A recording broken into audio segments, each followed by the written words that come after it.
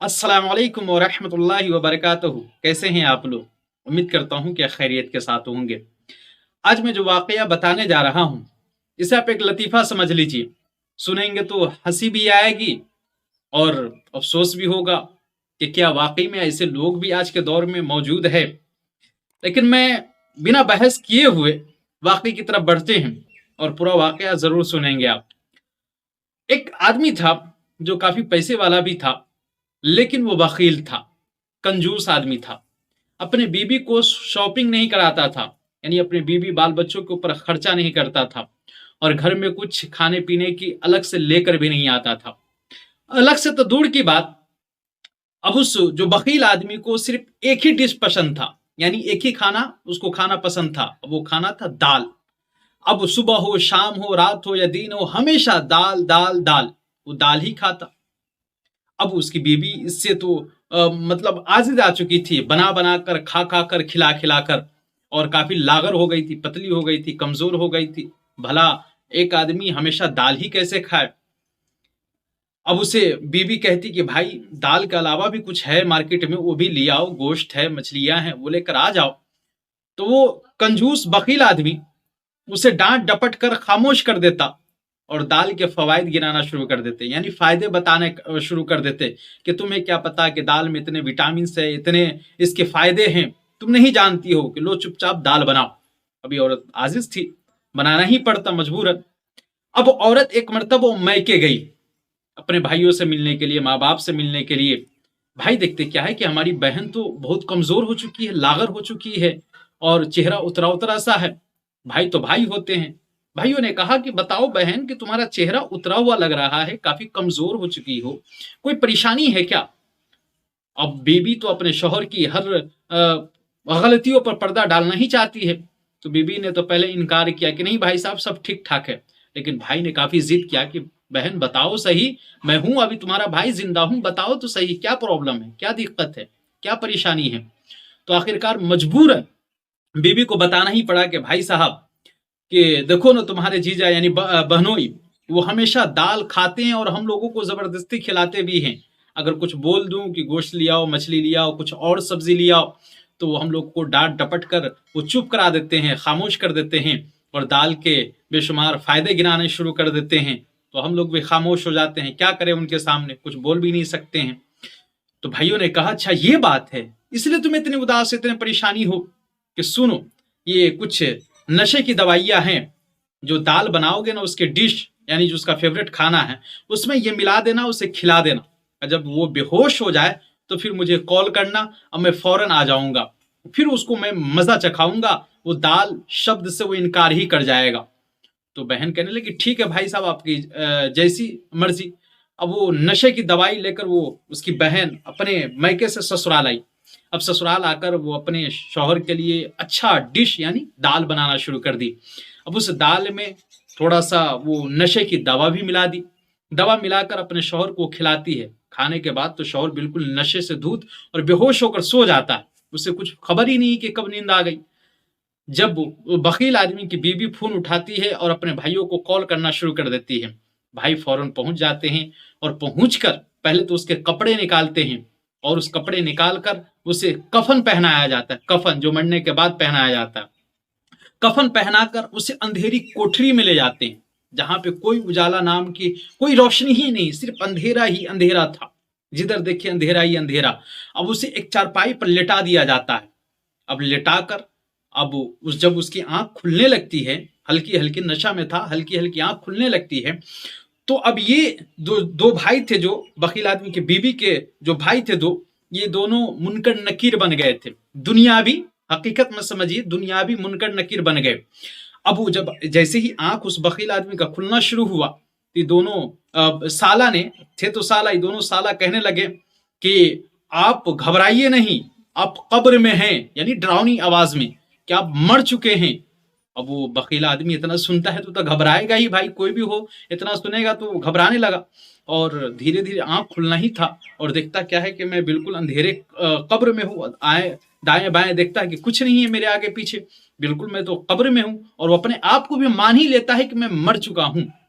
اب دیکھتا ہے کہ میرے پاس تو کوئی کپڑا نہیں، بالکل ننگا ہوں اور کفن کی طرح لپٹا ہوا ہے. تو ابھی دونوں جو منکر نکیر بنے ہوتے ہیں، اب وہ کہتے ہیں کہ آپ کا سوال شروع ہوتا ہے. ہم دونوں منکر نکیر ہیں کہ میں سوال کرتا ہوں، اس کا جواب دینا پڑے گا کہ بتائیے من ربو کا، کہ تیرا رب کون ہے؟ یہ پہلا سوال ہے آپ کا. تو کہتا ہے ربی اللہ، میرا رب اللہ ہے. پھر یہ جو منکر نکیر بنے ہوتے ہیں پھر کہتے ہیں کہ ما دینوں کا، تیرا دین کیا ہے؟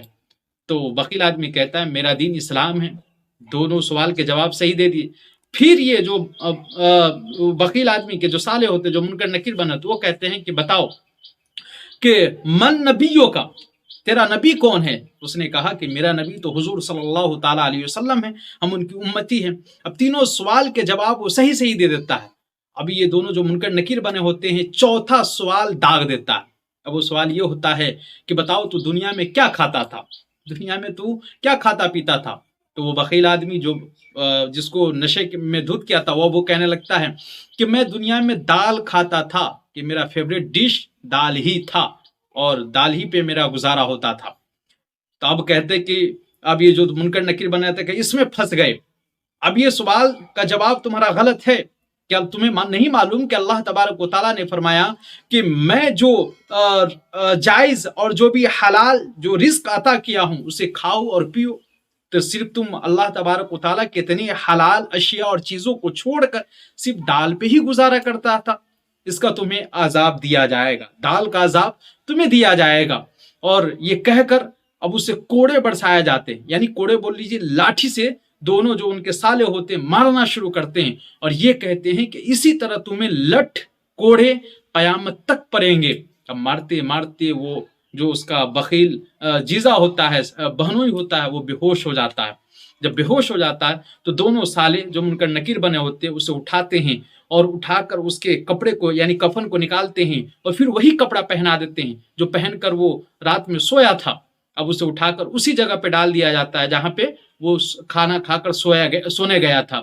اب آنکھ جب کھلتی ہے تو دیکھتا کیا ہے کہ میں تو زندہ ہوں اور میرے سامنے میری بیوی کھڑی ہے. بیوی سے کہتا ہے کہ کیا میں ابھی زندہ ہوں؟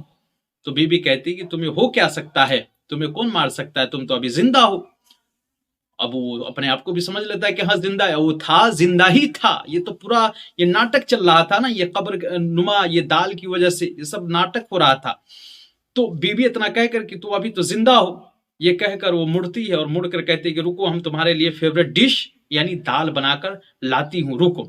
تو وہ بخیل آدمی کہتا ہے رکو رکو رکو رکو، دال نہیں چاہیے، دال نہیں چاہیے، کہ دال کا عذاب قبر میں بہت بھیانک ہوتا ہے، کہ دال مجھے نہیں کھانا ہے، کہ رکو میں آج گوشت لے کر آتا ہوں، آج گھر میں گوشت ہی پکے گا، گوشت ہی بنے گا. تو میرے بھائیوں، میرے دوستوں، بات یہیں پہ ختم ہو گئی، یہ لطیفہ یہیں پہ ختم ہو گیا. لیکن اس سے سیکھنے کو کیا ملا؟ اللہ کے نبی ارشاد فرماتے ہیں کہ انسان کے اندر دو چیز ایک وقت میں نہیں ہوگا. اگر انسان بخیل ہوگا، اس کے دل میں بخیلی یعنی کنجوسی ہوگی تو پھر ایمان نہیں ہوگا، اگر ایمان ہوگا تو پھر کنجوسی نہیں ہوگی. اور اللہ کے نبی ارشاد فرماتے ہیں کہ جو بخیل ہوگا وہ جنت کی خوشبو بھی نہیں سونگھ پائے گا. تو بتائیے اللہ تبارک و تعالیٰ نے اتنی حلال اور اتنے جائز اشیاء دنیا میں پیدا کیا، بنایا کس لیے؟ کہ انسان اسے کھائے پیے، اس سے لذت اور لطف حاصل کر سکے. لیکن ہم سب چھوڑ کر بخیلی کرتے ہیں. اللہ تبارک و تعالیٰ نے آپ کو دیا ہے تو خود بھی کھائیں اچھا، خود بھی پہنے اچھا، بیوی بال بچوں کو اچھا کھلائے، بیوی بال بچوں کو اچھا پلائے کھلائے پہنائے. میں یہ نہیں کہتا ہوں کہ فضول خرچی کرے، میں یہ بھی نہیں کہتا ہوں کہ آپ اچھا کھائیں تو دوسرے سے بیاض لیں، دوسرے سے قرض لے لیں تب کھائیں. نہیں، اگر اللہ نے آپ کو نوازا ہے، اللہ نے آپ کو دیا ہے تو پھر آپ اچھا کھائیے، اچھا پیجیے.